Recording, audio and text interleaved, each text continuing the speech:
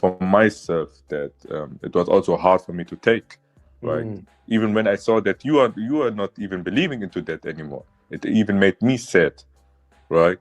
It was this documentary, I think it was Exodus Myth, right? Then I kind of started to ask questions.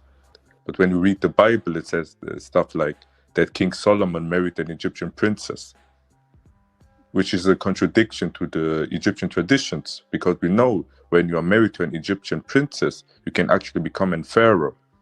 But the funny thing is, because I knew a lot of stuff about manuscripts and I knew the problematics, I needed to deal with it, right?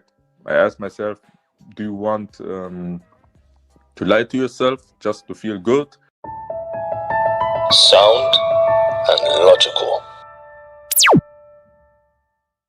Yeah, so thank you for bringing me up first.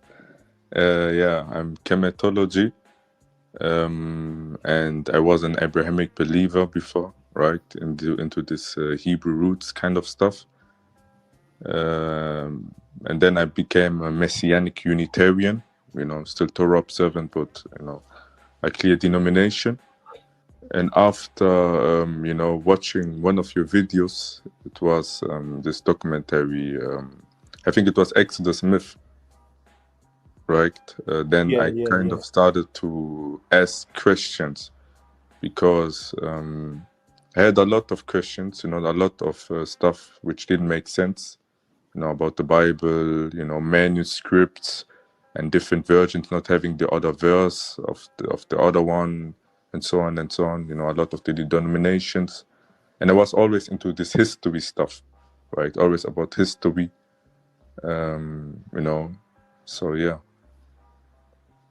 So you're saying the Exodus myth was the one that got you to think like, yo, hold up, I never really thought of that. Let me look into that. And then when you looked into it, you realized it was a dead end, or what happened on that process?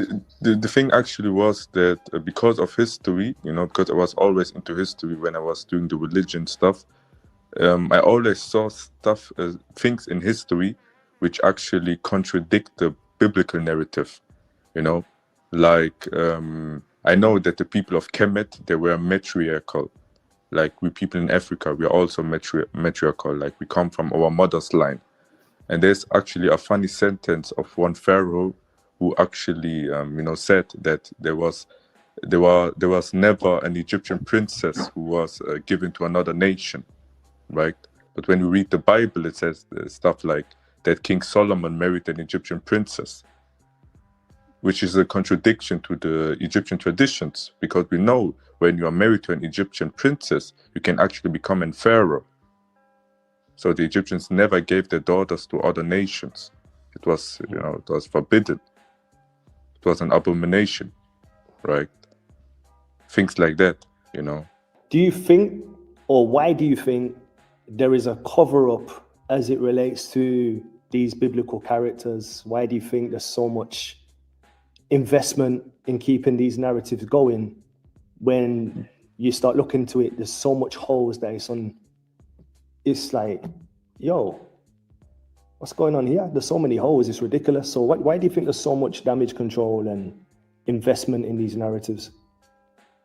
Yeah, like the thing is actually, the cover-up is not actually there. Like you can make this research, but I think a lot of people, they don't know about it. And there are some people who are scared to do this kind of research, But I would say like the unseen hand, they actually know that. They know that, but they're just playing with it,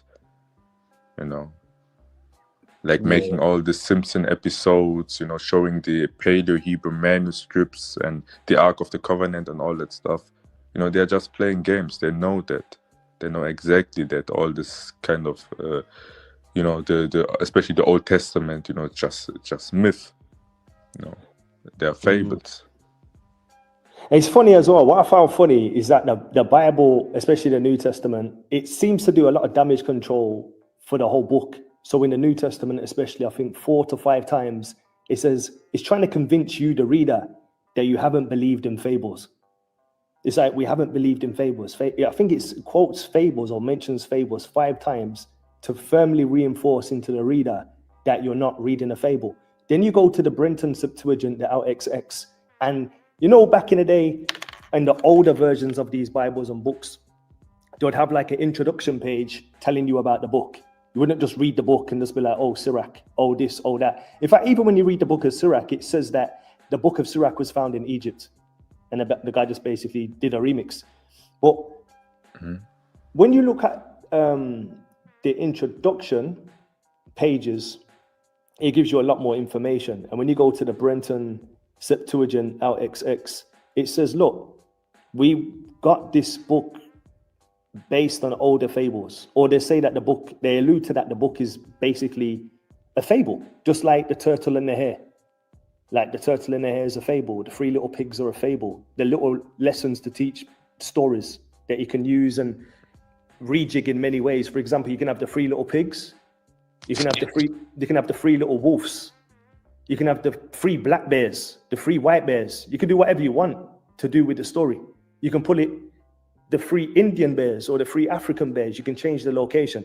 So when I was doing this footnote for the Brenton Septuagint LXX, they were saying, look, man, these books, we don't even know where they come from. Largely is fables.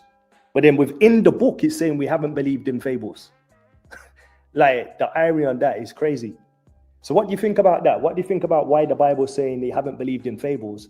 And then when you look at the translator's notes for the Brenton Septuagint, it's saying that the book is largely based on fables. Yeah, 100%. What do you think about that when we look at the oldest so-called record for the Bible, or one of the oldest so-called record for the Bible? It's the Dead Sea Scrolls. And the Dead Sea Scrolls were miraculously found in 1948 by some Islamic nomads who just so happened to throw a stone, that just so happened to go inside a cave, that just so happened to hit a jar, that just so happened to reveal these lost testaments and books from antiquity, and just so happened to be in 1948. Many people have said that this is a divine thing, like finding these scrolls was divinely appointed by God. And, you know, when you start to zoom out the matrix and you see 1948, and then you see these Isaiah scrolls and Dead Sea Scrolls are found. And incidentally, the book of Isaiah, on this final point, it is the bridge for all of these Abrahamic religions too, because it's in Isaiah that they say he prophesies the virgin birth. In Islam, in Islam, they use it to say the virgin birth. So, you know what I'm saying? It's like the nucleus is the glue for all of these Abrahamic religions. So what's your thoughts on that, if you have any at all? Yeah, so about the Dead Sea Scrolls, it could be that they found it actually earlier, because it's actually the Dead Sea Scroll where you can find this kind of reference where there's this verse where it says that El divided the islands and gave Israel the portion to Yahweh and all that stuff. It's in the Dead Sea Scrolls, right? And there are even books who are believed to be from the Essenes, right? We're also an apocalyptic group, but we don't find any reference to them in the New Testament, funny enough, because they sounded like they were essentially a doomsday cult that made a lot of prophecies that never came to fruition. They lived in a reclusive setup, and then they were over time persecuted because they were too radical in their belief of doomsday. So they were like the typical archetypal doomsday prophets that get people to sell their possessions and don't reproduce because the coming's coming, and a lot of fear mongering and stuff like that. Yeah. And incidentally, none of what they said came true. And it weren't just, they didn't just have these so-called Hebrew scrolls or whatever terminology you want to use, but they also had other scrolls from other antiquity, like the Greeks. And people don't understand that they had a lot of books that they were trying to make their book from, which would make a lot of sense. They had a diverse portfolio of books that they were choosing to do their remixes from. But this is why I like the Brenton introduction, because it's telling you, like, yo, this is how we put this book together.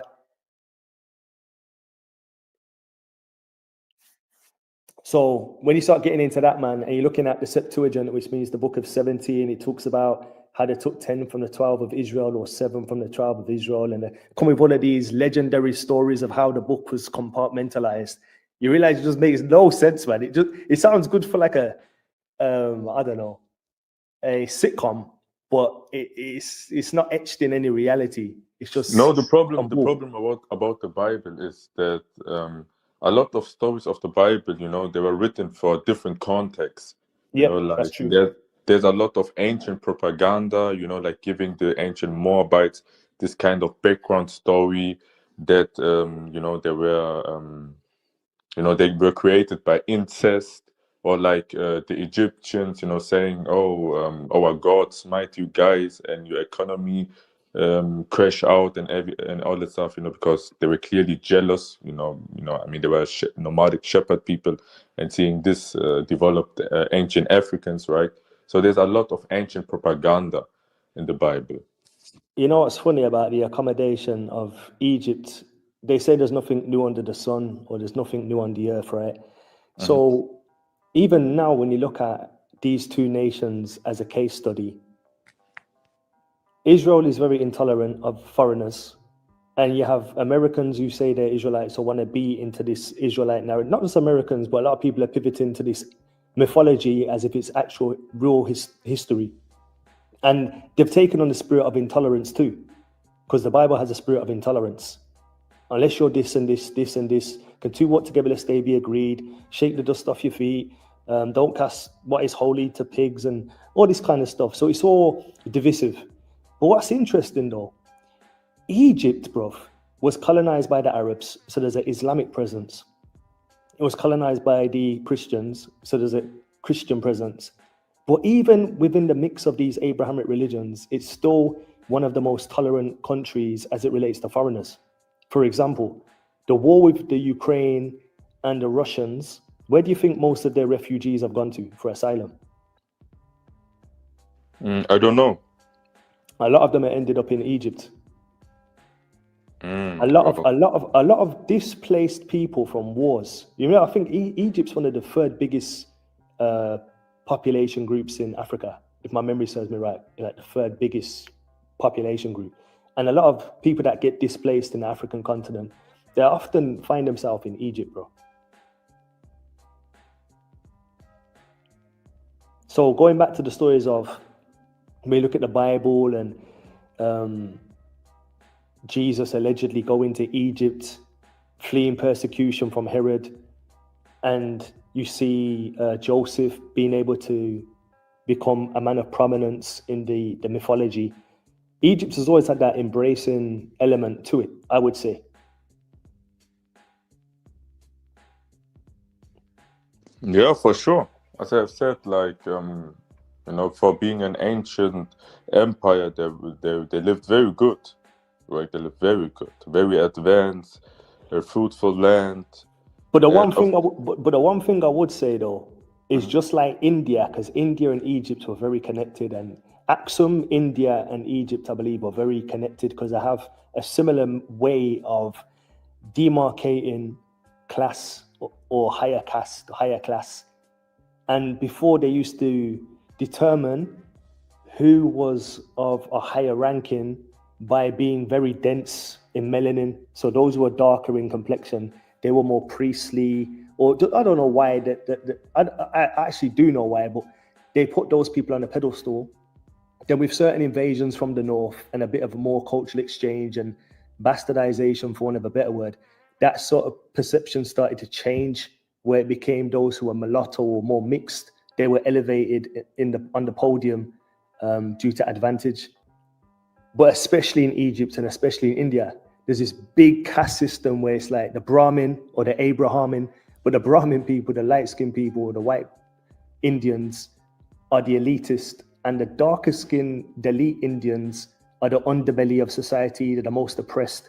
And the reason and what marks their inferiority, so-called, is because they're darker based on their complexion that's been given to them by the sun. So a lot of the Dalits, they work outside in agriculture, and that's why they're marked with a suntan, increased to. But the ones who work in the offices or work in the temples, they're not really that much.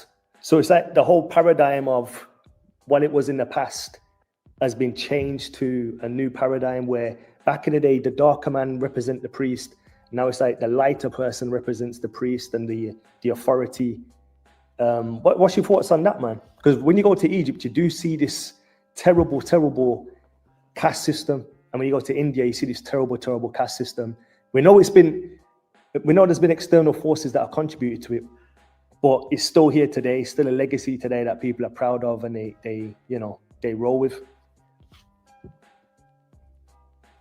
Yeah, I knew that about India, which is actually funny because the ones who actually were the first who built the civilization in India, the Indus Valley civilization, were actually of Dravidian origin, right? They were actually darker skinned people. So it were the Indo-Europeans who came in, they were the ones who brought up this caste system. Yeah, if you would ask me, you could theorize that they did that maybe because of tribalism, right?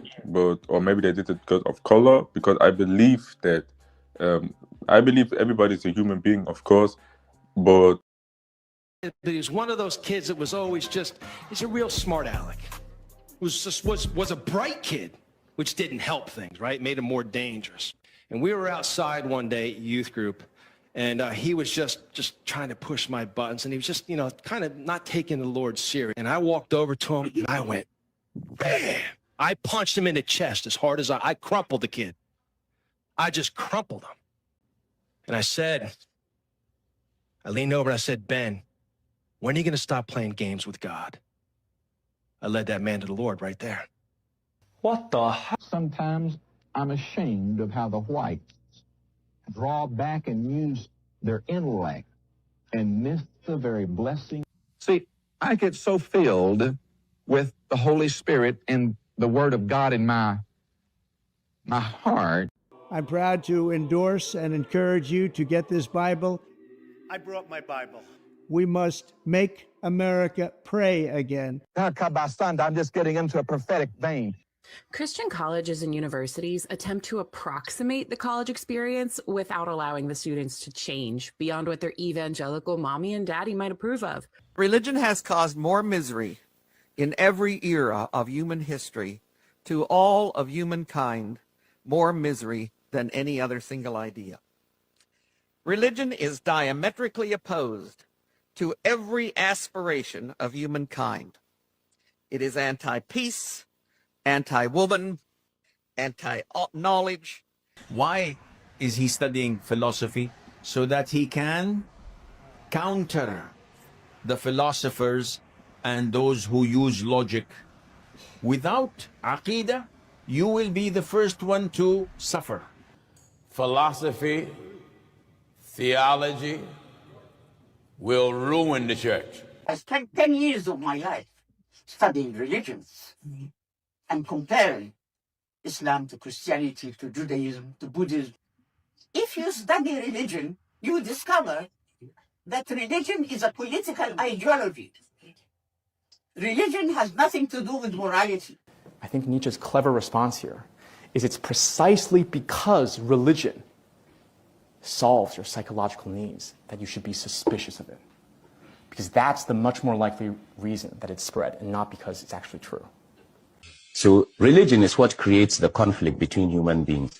If you can get someone to believe in a virgin birth, you can get them to believe anything. Because thinking is the enemy to evangelical Christianity. And I know they will say that that's not true, but it is. Sound and Logical TV. Don't forget to click like, share, and subscribe. The Bible was written by a liar like me. That's why I don't believe in it. Wow. And they went to report to the teacher. So at that time, in 1976, there was only one school in Ghana where religion was not compulsory. That was Ghana International School. So I ended up in Ghana International School.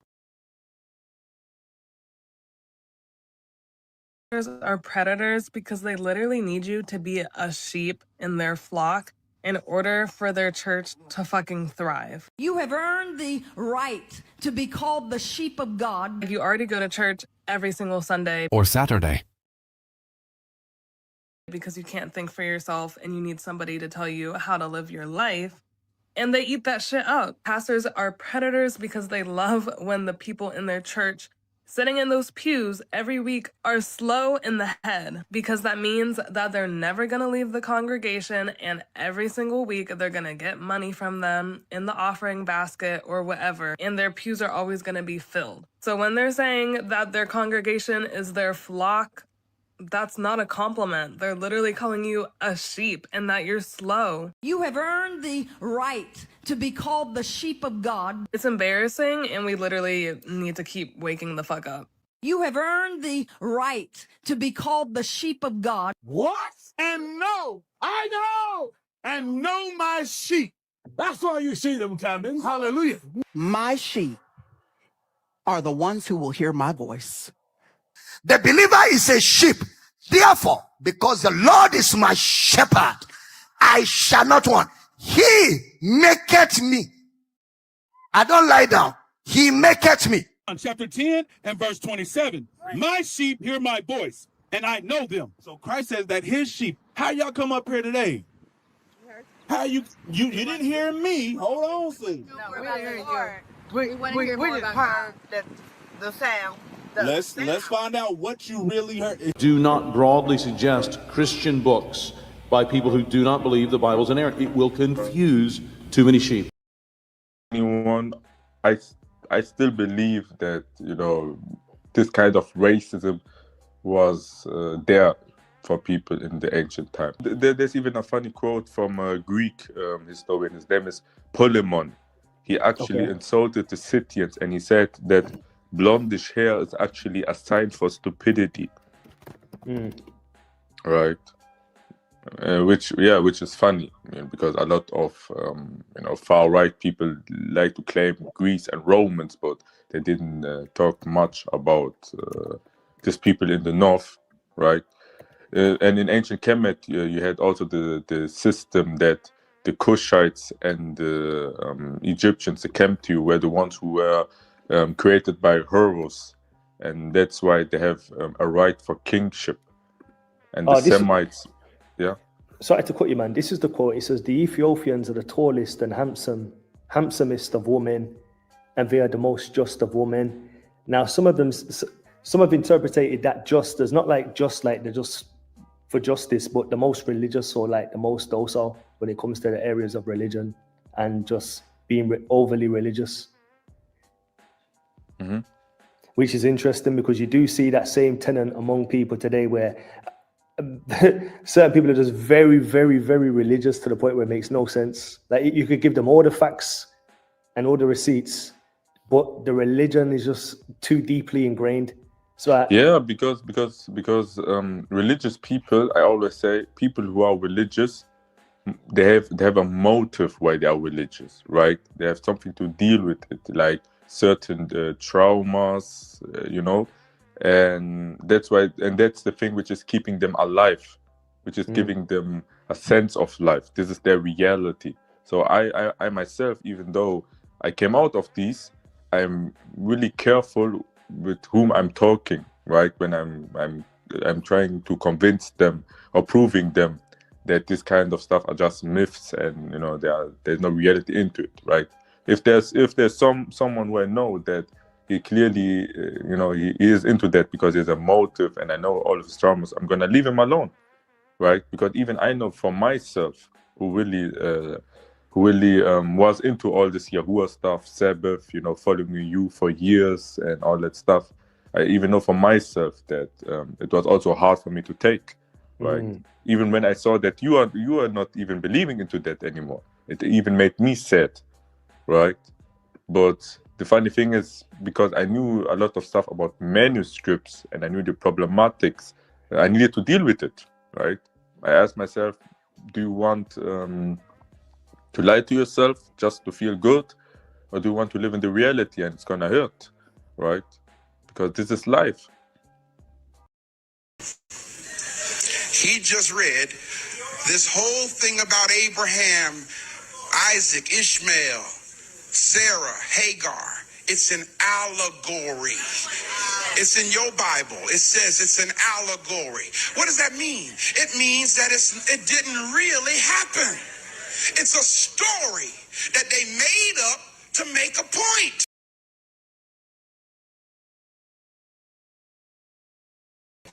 Now, what's the problem? So what? So what? Hagen said was an allegory. What that mean?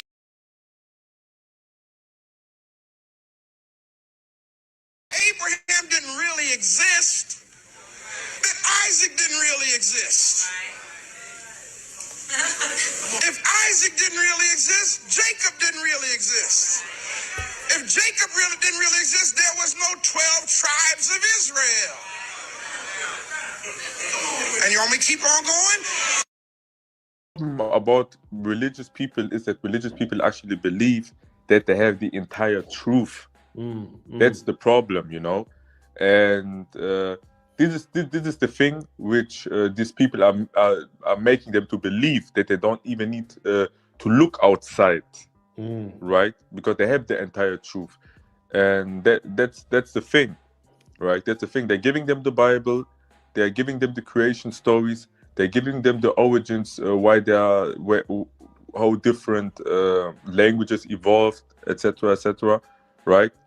And that's it. They're giving them the question for everything, right? They're giving them these feelings,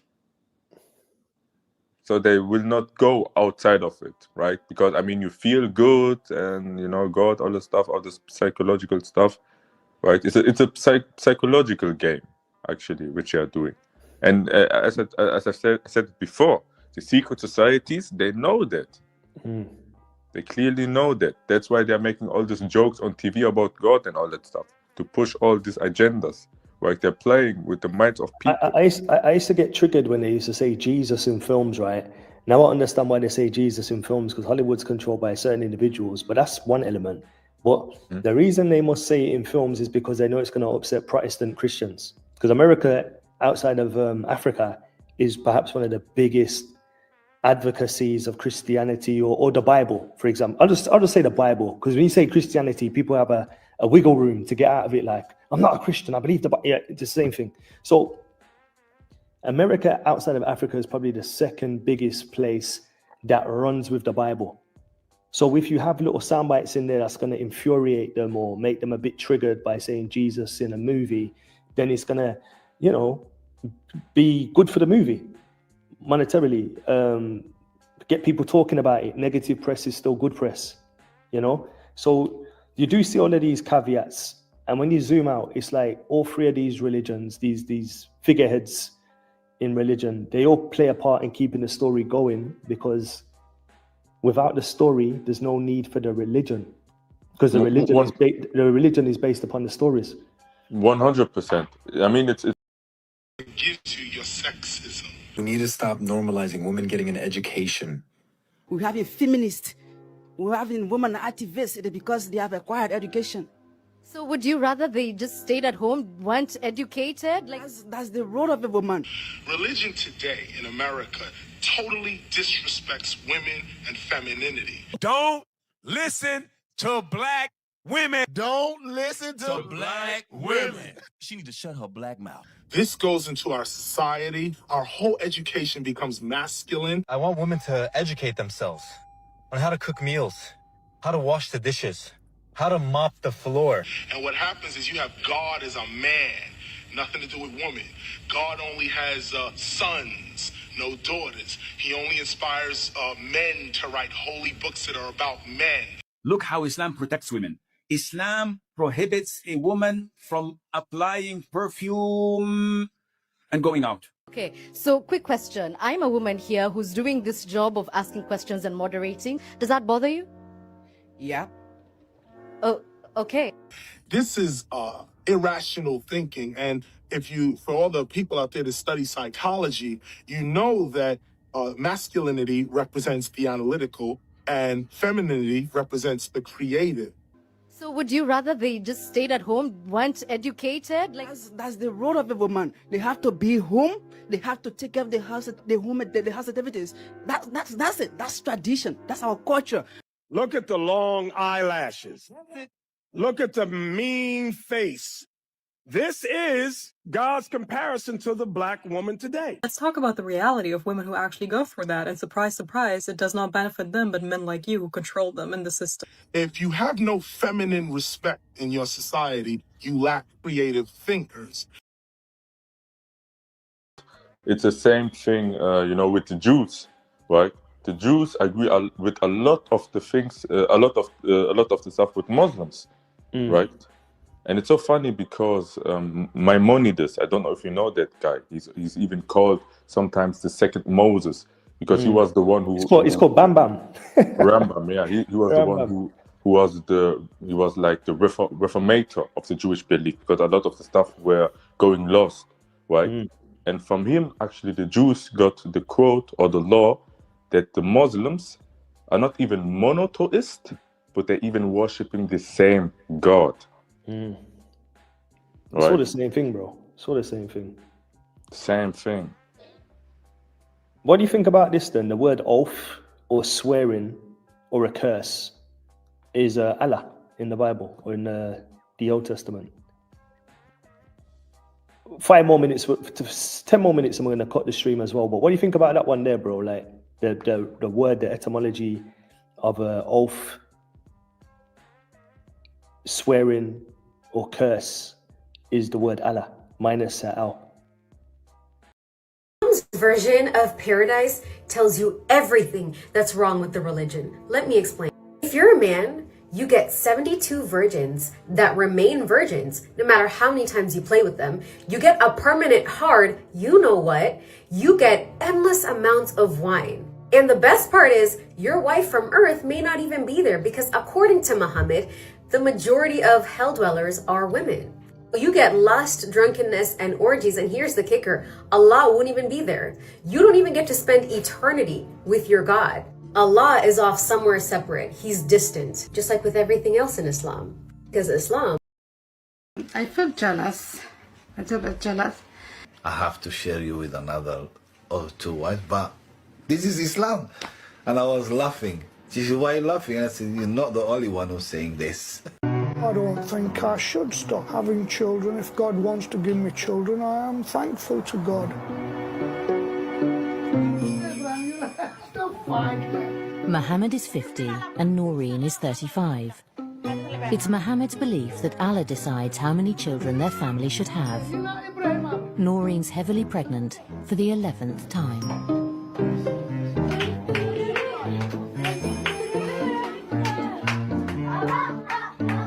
So this Muslim woman in the UK posted a video of herself thanking the UK's taxpayers for allowing her to be on benefits, that she has nothing to do. All she does is wake up, eat, and get paid. She does nothing. That she's thanking the people who are working hard and are paying tax so that she can enjoy herself and live the kind of life she's living. Listen to the video yourself. I'm just on my way to the job centre, right? And I just wanted to say a quick thank you to everyone who pays their taxes, because without you, I wouldn't be where I am today.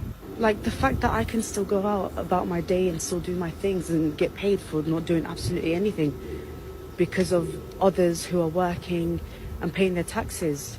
I don't think I've ever said thank you. So genuinely speaking, from the bottom of my heart.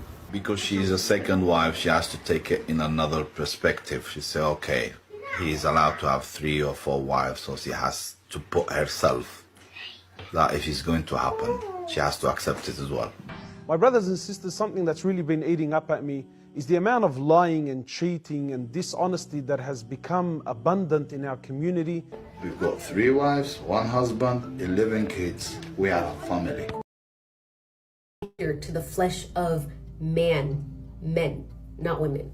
If you don't believe me, read the Quran, read the Hadiths. Why is their heaven structured this way? And you ask them, does it mean womb? And they say, yeah, but by womb, we mean you get your mercy through the womb symbolically. So that's why we made the word mercy. But if you ask, what does the word mean? Womb. So then you seeking refuge by way of Allah's womb, which make Allah what? A female. Which is why they have a feminine rendition of it called a lot. Right? But we'll move forward. If we go to the older cultural paradigm that pre-exists Islam, we're going to find that there's a Allah that is a female deity of the womb. We are children of her, not the other way around. all this rib stuff, and who was created first. It's cool. It caters to man's ego. Right. Okay? It caters to man's ego. But if we go into our original archetype of conception via Africa, we're going to see, no matter if you make Allah be the merciful, and then we see you mistranslating our mercy we get from Allah, and it's the womb from Allah, then like, if Allah got a womb, then what we going to do with that? So minus Allah. Yeah, I think it's the same thing with some people claiming that Christ and Krishna have the same root. So it means the same, you know, black. But the problem about Christ is that Christ is actually a Greek word, 100%. which is just a translation of Messiah, the anointed one, right? So I think with this Allah stuff, it's the same thing, because we have even like for El, also Elah.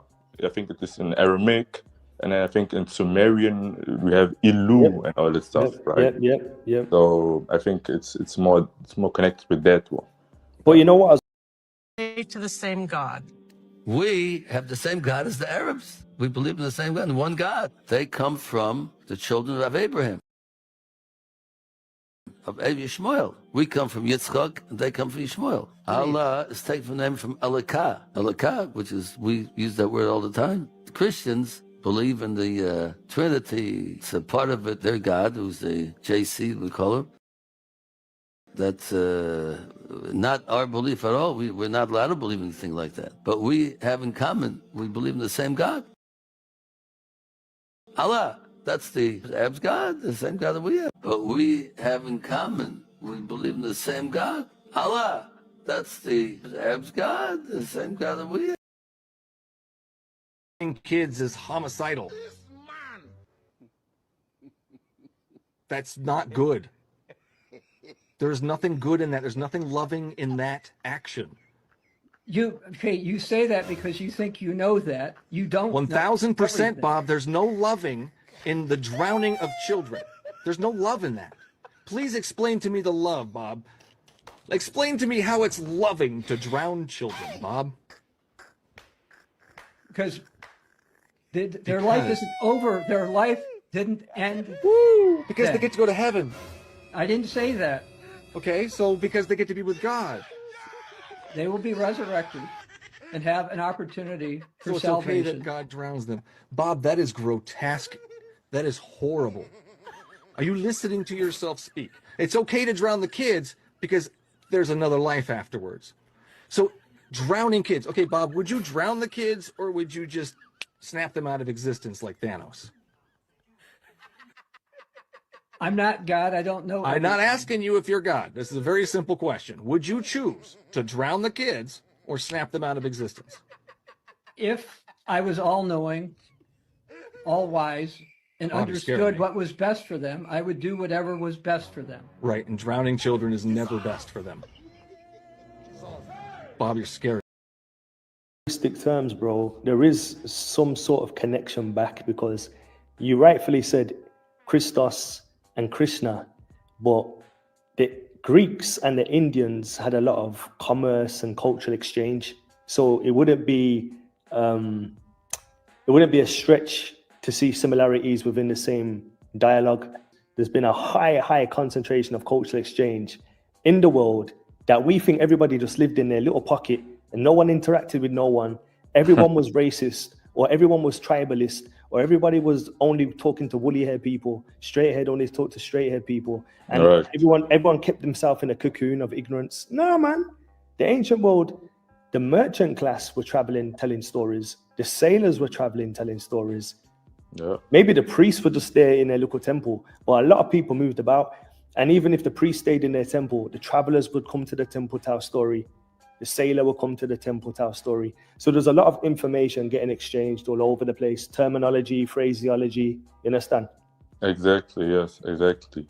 Yeah, but for that, I think I need to look more into the language, right? Into the linguistic room, because I know that, even in German, because I'm based in German, I was born and raised here, and I know that we have a lot of words which have actually Latin roots. Yep, right? yep. But 100%.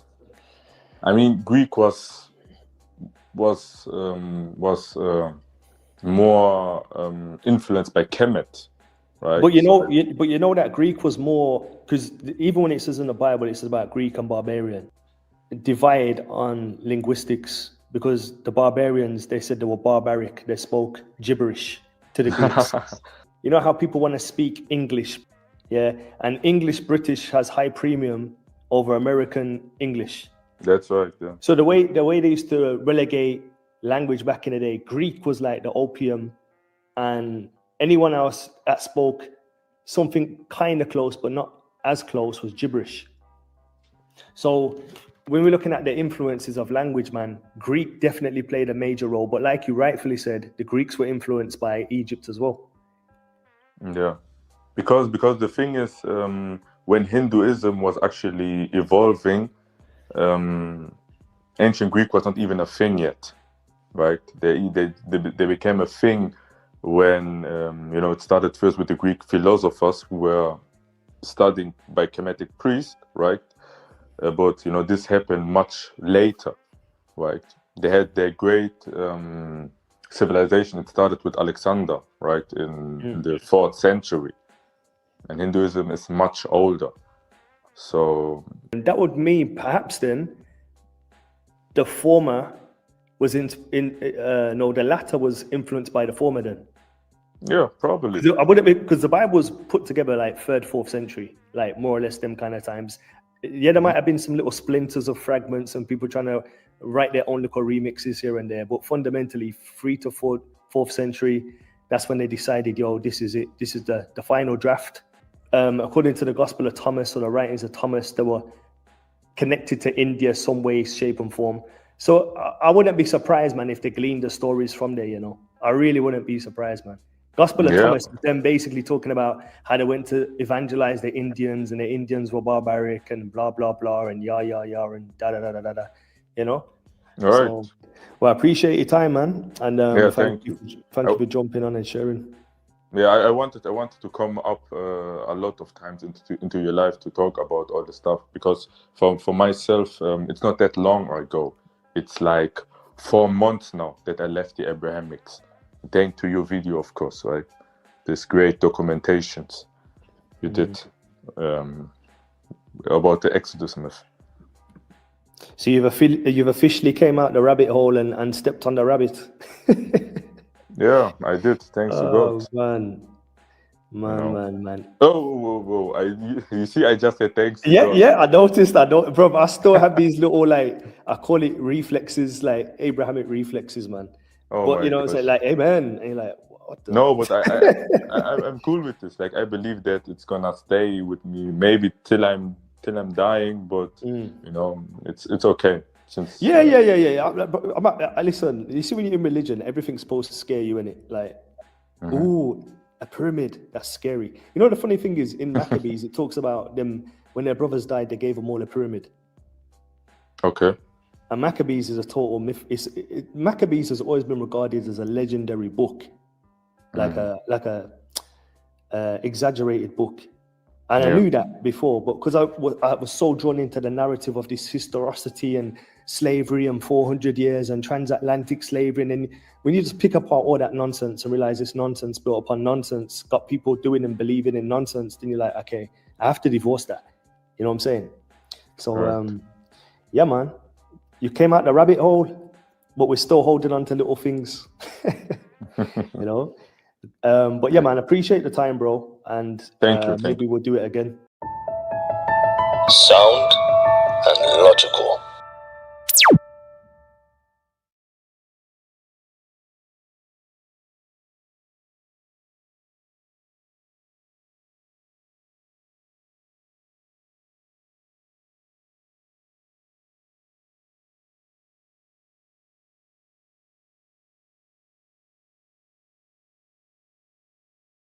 When I first realized I was an atheist, bro, I was shook. I was scared. I could no longer believe the things I was believing, and I was just shook. Like, how am I gonna start processing things for myself? How am I gonna start processing things for myself? Yeah. Atheist while black, but my morals intact. Don't need fear from the sky, just to know how to act. Still care, still build, still give love right back. Human first, that's fact. Atheist while black, yeah. I was raised around prayer like it lived in the walls. In the hush before dinner and the tears when we fall. In the hands of my elders and the weight of their voice. Like faith was never a question, just a natural choice. And I understood why, like a humbler soul. When the world keeps taking people reach for control. So I never mock belief, I know the need can run deep. When pain tucks you in and hope's the only thing you keep. But somewhere in my growing I started asking what's true. Why every past said we right and pointed out something interfering you. Church saying Jesus, Muslims saying submit. Hebrew brothers on the corner saying this shit covenant. And I stood there as a black man, feeling all of that pull. Like my skin came with a faith, like my mind should be full of somebody else's answers before I ask my own. Like if I walk without religion, I'll be walking alone. Atheist my black, but my morals intact. Don't need fear for the sky, just to know how to act. Still care, little bit, still give love right back. Human first, best fact. Atheist while black. What I heard wasn't disagreement, it was how the love changed. How the room got a little colder when I stopped playing the game. How the sun turned to distance, how advice turned to blame. Like honesty was a fight and I was the one to blame. I heard boy don't lose yourself, I heard come back to the fold. I heard without God in your life, your spirit don't get cold. But I looked at the people who said that and asked myself slow, why fear was always the tool they used to make belief grow. And I'm not saying I'm perfect, I got flaws, I got pride. I got wounds that still echo from things buried inside. But I don't need a heaven just to tell me don't harm. I can feel another person with a human heart, that's enough for me. Truth from care side by side, trying to live with some grace, not a mask I can hide. Still black when I question, still black when I doubt, still black when I say I don't need religion to count. Atheist while black, but my morals intact. Don't need fear from the start, just to know how to act. Still care, still build, to give love right back. Doing first, that's sex. Atheist while